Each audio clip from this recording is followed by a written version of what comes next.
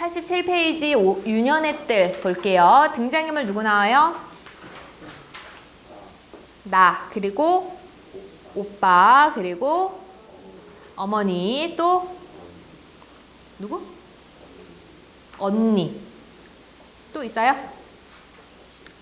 네, 시점은 1인칭 주인공 시점이요? 1인칭 주인공 시점이에요? 다들 주인공이라고 찾았어요? 왜 주인공 시점이라고 찾았어요? 왜 이거 주인공 시점이라고 찾았어요? 어디를 보니까 주인공 같아? 응? 내가 회상을 하니까? 내가 주체적으로 뭔가 행동하는 거예요? 여기서 나는 관찰만 하고 있는데? 발제 부분에서는 1인칭 관찰자 시점으로 찾아주셔야 돼요. 이거 작품 전체에서는 1인칭 주인공 시점 맞아요. 내가 나라는 인물이 어린 시절을 회상하면서 7살 뭐 시절의 나의 그 성장 과정을 떠올리고 있거든. 작품 전체로는 주인공 시점인데 우리는 항상 발제 기준으로 판단해 주셔야 된다 그랬습니다. 이 발제 부분에서 내가 행동을 하고 있지 않아요. 나는 그냥 오빠랑 엄마 보고 있고 그 다음에 중요한 이후 부분에서는 언니랑 뭐 오빠의 관계라든가 이런 것들을 내가 보고만 있거든요. 그리고 생각만 하고 있거든. 그러다 보니까 여기서 내가 주동인물로 내가 주체적인 어떤 행동을 하는 인물로 나타나 있지 않습니다. 발제 부분에서는 1인칭 관찰자 시점으로 찾아주세요. 작품 전체는 주인공이라는 건 알고는 있어야 돼. 이거 성장소설이라. 그러면 그렇기 때문에 너네 항상 갈등 관계는 주인공을 한 축에다 놓고 찾아야 되잖아. 여기서 나는 뭐 갈등을 안 하고 있는데? 여기서? 나는 그냥 보고만 있어서. 갈등은 다른 인물들이 하고 있어요. 누가 갈등하고 있어요? 오빠와 어머니가 갈등하고 있어요. 오빠와 어머니는 왜 갈등하고 있어요? 집을 나가는 거? 뭐 가출해요? 오빠와 어머니가 갈등하는 이유는 뭐 때문일 것 같아?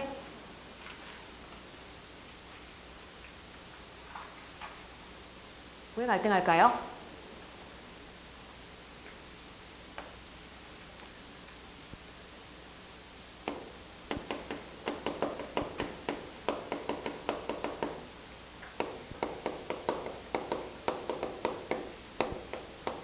화장을 하고 외출하는 그 어머니가 오빠는 마음에 들지 않아요. 그래서 갈등을 해. 화장을 하고 외출을 하는 어머니가 오빠가 왜 마음에 안 들까? 어머니 외출해서 어디로 가? 그렇게 화장하고 외출해서 어디로 가요?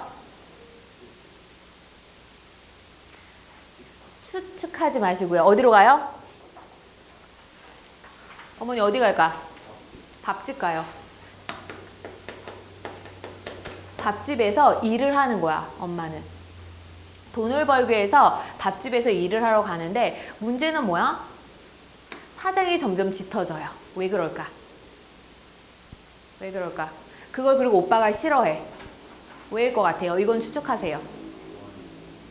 어머니가 외도를 합니다. 어머니가 다른 남자를 만나기 시작해요. 그래서 오빠가 그걸 알게 되고 매일 출근한다 그러면서 화장이 점점 짙어지는 그 엄마를 보니까 너무나도 싫어. 그러면 엄마 보고 가지 말라고 얘기를 해야 되는데 그럴 수 있어 없어? 없죠. 그러니까 괜히 영어책이나 읽으면서 시위하고 있는 거예요. 여기서 엄마한테 왜 가지 말라고 못할까? 뭐 때문에? 가문의 분위기? 가족의 분위기 때문에? 갈등 관계 하나 더 찾아볼래? 또 어떤 갈등 관계 있어요? 중량 이후 부분에서 확인 가능한데. 어떤 갈등? 오빠랑 언니의 갈등이 있죠. 오빠와 언니는 갈등하는 이유가 뭐 때문이야? 오빠와 언니가 갈등하는 이유는 뭐 때문이에요?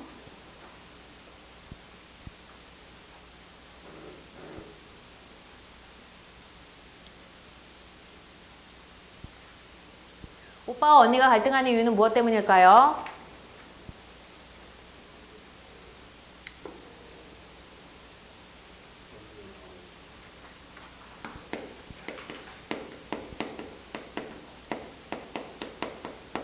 언니의 밤 외출 때문에 갈등을 하고 있죠. 언니의 밤 외출이 왜 문제가 돼?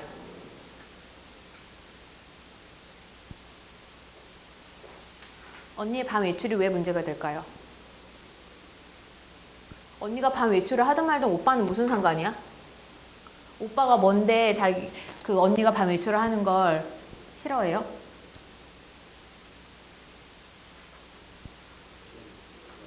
응?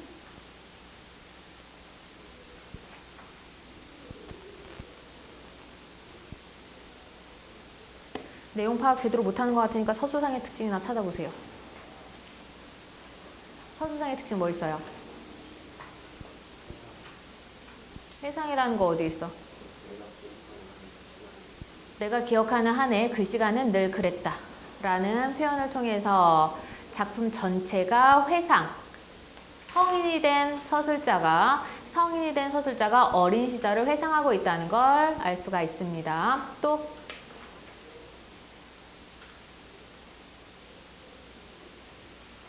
어떤 서술상의 특징이 있어요? 어디? 석양이 오빠의 이마와 목덜미를 붉게 물들이며 방을 깊숙이 가로질렀다. 배경 묘사, 상황 묘사, 장면 묘사 확인할 수가 있네요. 또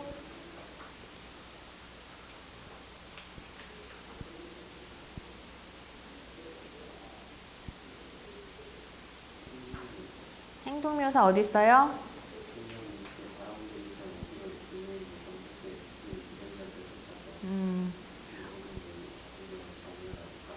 네, 오빠의 행동 묘사 그리고 오빠가 있는 그 장면 묘사라고 해도 상관없습니다.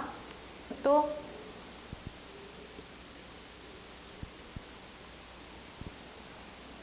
어떤 서술상의 특징이 있어요?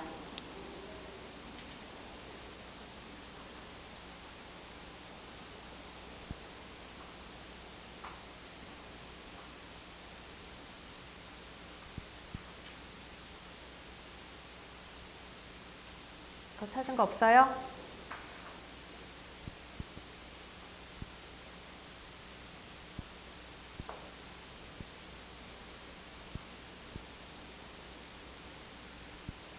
감각적인 표현들 나타나고 있습니다. 어디 있는지는 안 알려줄 거예요. 너네가 찾아. 너네가 찾아왔어야 되는데 안 찾아왔기 때문에 안 알려줄 거야. 너네가 찾으세요. 감각적인 표현들 사용되고 있고요.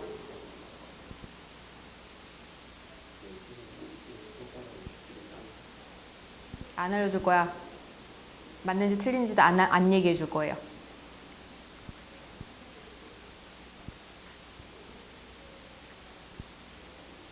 인물의 말이 특정 표제 없이 제시되고 있습니다.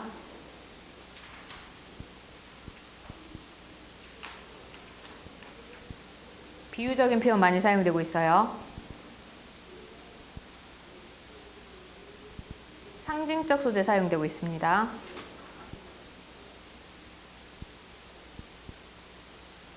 지금 내가 얘기한 거 다음 시간에 찾았는지 확인할 거예요.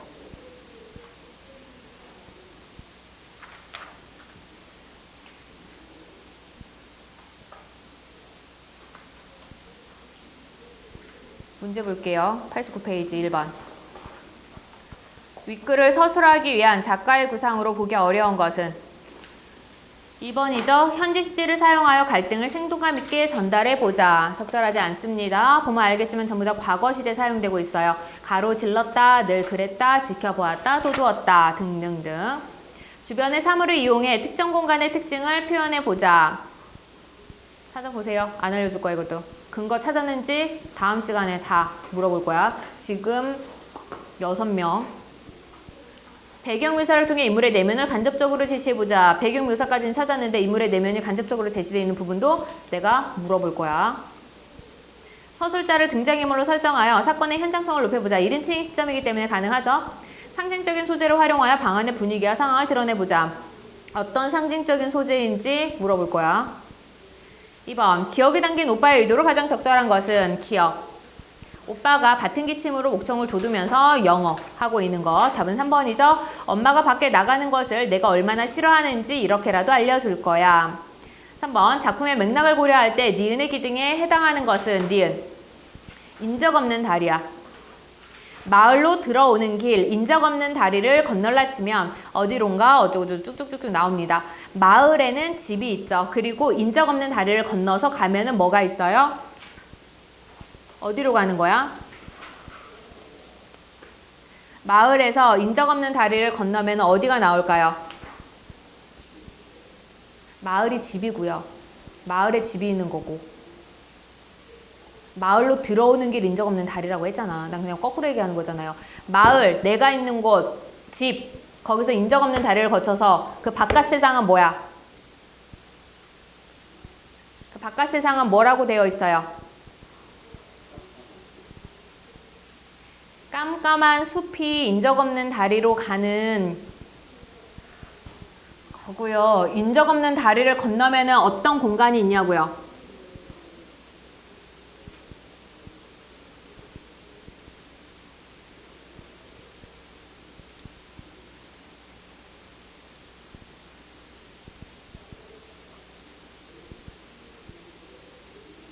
마을로 인적 없는 다리를 건너서 마을로 들어오잖아. 어디에 있다가? 저작거리. 저작거리가 뭐야? 시내.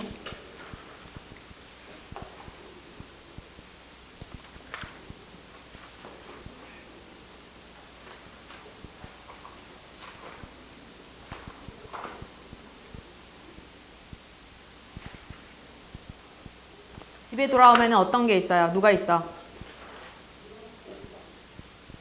그럼 집은 어떤 공간이야? 억압의 공간. 저작거리는? 욕망의 공간. 답 5번이고요. A2 중 보기의 설명에 해당하는 것. 소설의 서술 방식 중에는 서술자가 자신의 목소리를 잠시 유보하고 등장인물의 말을 등장인물의 입장에서 진술함으로써 등장인물의 반응을 주요 서술 대상으로 부각하는 방법이 있다. 자신의 목소리가 아니라 서술자인 자신의 목소리가 아니라 등장인물의 목소리가 그대로 나와 있는 것. 몇 번이야? 5번이죠. 이거 누구 목소리야? 언니의 목소리예요. 너네 내가 풀어오고 찾아오라는 게 그냥 눈에 보이는 것만 해갖고 오라는 거야? 고민 같은 거 안 해갖고 와요? 분석 능력이 없으면 고민을 해야 될 거 아니야. 이거 될지 안 될지 어떨지.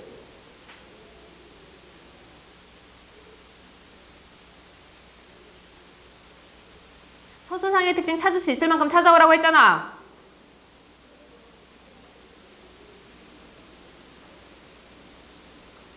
그냥 읽어갖고 온 다음에 내가 설명해 주는 거 그대로 그냥 베껴가면은 너네께 될 것 같아? 암기 과목이야?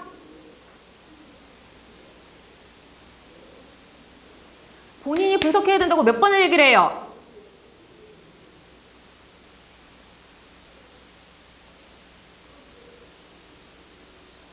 다른 사람이 얘기해 주는 거 그냥 그대로 베껴가지고 암기할 생각이면 인강을 들어, 인강을. 같은 거 100번도 들어 볼 수가 있잖아, 그러면. 그럼 잘 외우겠지?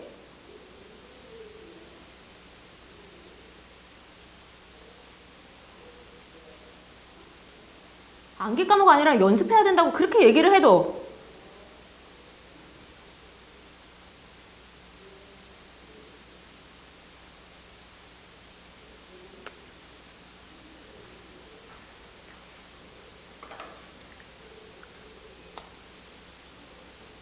성장소설이라고 얘기했습니다. 나라는 인물 나오고요. 오빠 나오고 언니 나오고 어머니, 할머니, 이름은 모르겠는 막내. 등장인물 이렇게 나와요. 그리고 아버지가 있었어.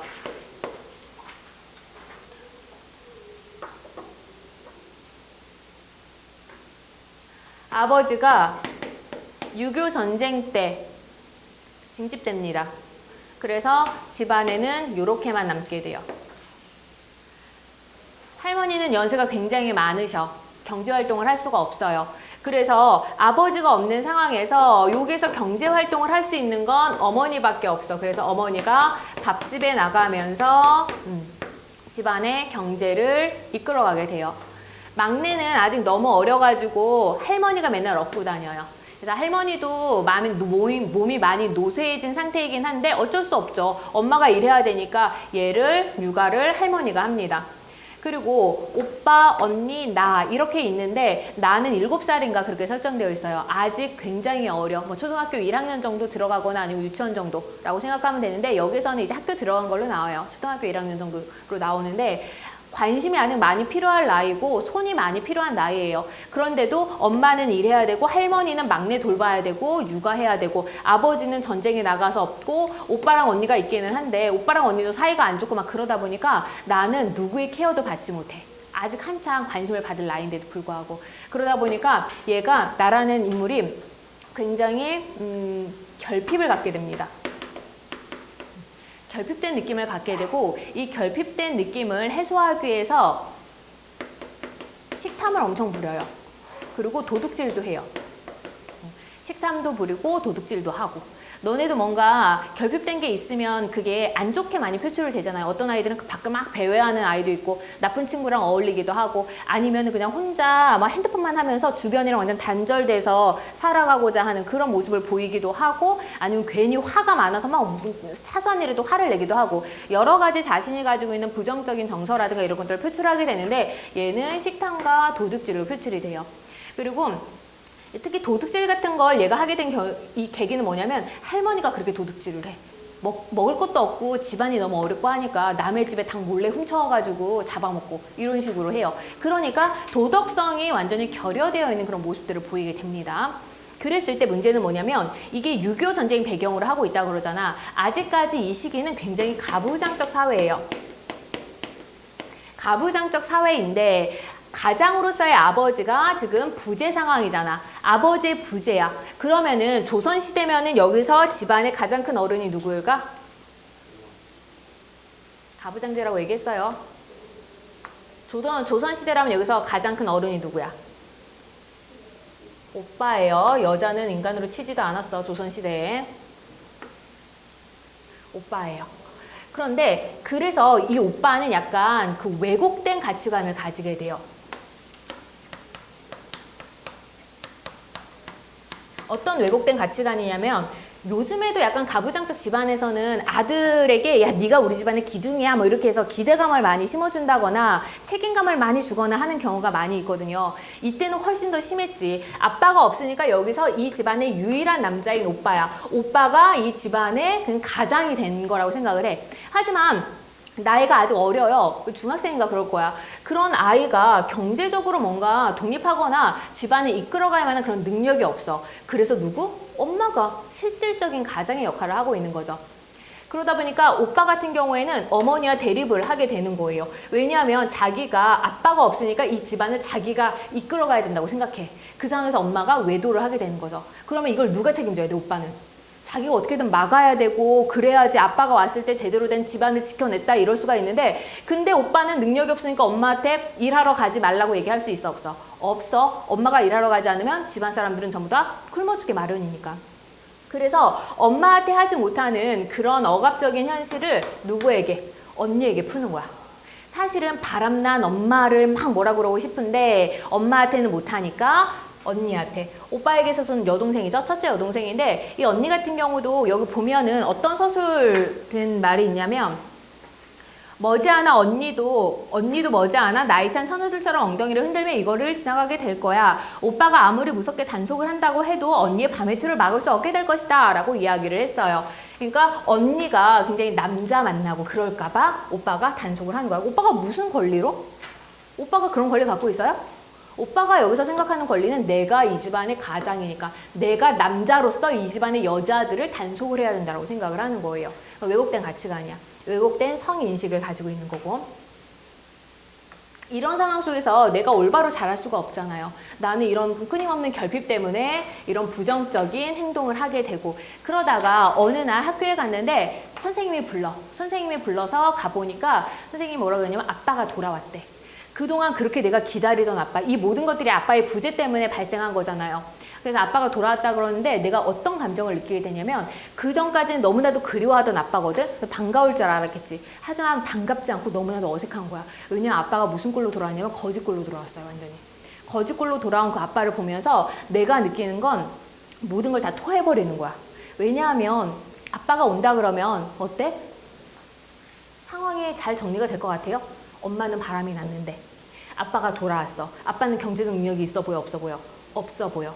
가장으로서 제대로 역할을 못할 것 같고 집안은 불화가 생길 것 같고 그리고 또 아빠 또한 뭐야? 남자죠. 나는 이미 오빠로 인해서 그런 가부장제의 억압을 너무나도 심하게 느낀 상황이거든. 그때 아빠가 왔을 때 아빠라고 해서 안 그러지는 않고 그냥 또 다른 가부장이 생겨버리는 거잖아요. 그런 것들 때문에 나는 혼란을 느끼면서 모든 걸 토해버리는 걸로 끝이 나거든. 뒤에가 어떻게 되는지는 나오지 않아요. 그 부분에서 이제 작품이 끝이 나요. 이걸 통해서 너네는 이 전체 줄거리를 모른다 그래도 이 부분만 가지고도 너네 뭐 찾아야 되는 줄 알아요? 이 부분만 가지고도 너네가 찾아야 되는 주제가 뭔지 알아요? 오빠가 무슨 권리로? 오빠가 무슨 권리로? 인 거예요. 여기서. 그래서 오빠는 그럴 만한 엄마의 아들이잖아. 그럴 만한 능력이 없고 엄마의 그런 행동에 대해서 여기는 게다가 아빠가 잠깐 자리를 비웠다는 등의 뭐 그런 얘기 나와 안 나와? 안 나와요. 아빠가 죽었는지 모르는 거잖아. 모르는 상황에서 어머니가 화장을 하는 게 오빠가 뭔데 엄마가 화장을 한다고 싫어해? 엄마가 바람났다는 것도 직접적으로 드러나 있어? 안 드러나 있어요. 그러다 보니 여기서 오빠의 이런 부정적 측면이 좀 많이 드러나게 되는 거고 가부장제에 대한 비판이에요. 발췌 부분에서는 그렇게 볼 수 있어요. 그래서 뭐라고 돼 있냐? 인적 없는 다리. 인적 없는 다리 이쪽에는 마을이야. 마을에는 당연히 우리 집이 있겠지. 이쪽으로 가면 어떻게 해? 저작거리, 시내가 있어. 여기에서는 억압의 공간이죠? 왜? 언니가 오빠에 의해서 오빠가 막 때리기도 해. 엄청 때려요. 근데 그걸 그대로 받고 있어. 근데 여기 가면 어떡해?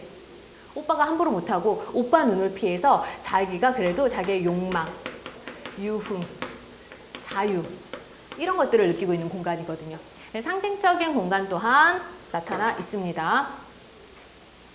아니면 너네가 이제 전체 줄거리를 안다 그러면 가부장제 자체가 중요한 게 아니라 뭐라고도 해도 되냐면 6.25 전쟁으로 인한 한 가족의 불행 이렇게 찾아주셔도 돼요. 이 모든 원인은 어떻게 아버지가 전쟁으로 인해 징집당하면서부터 이 집안이 삐걱거리기 시작을 하는 거잖아요. 그래서 6.25 전쟁으로 인한 가부장제의 비극과 한 아이의 성장 이렇게 찾아주셔도 됩니다.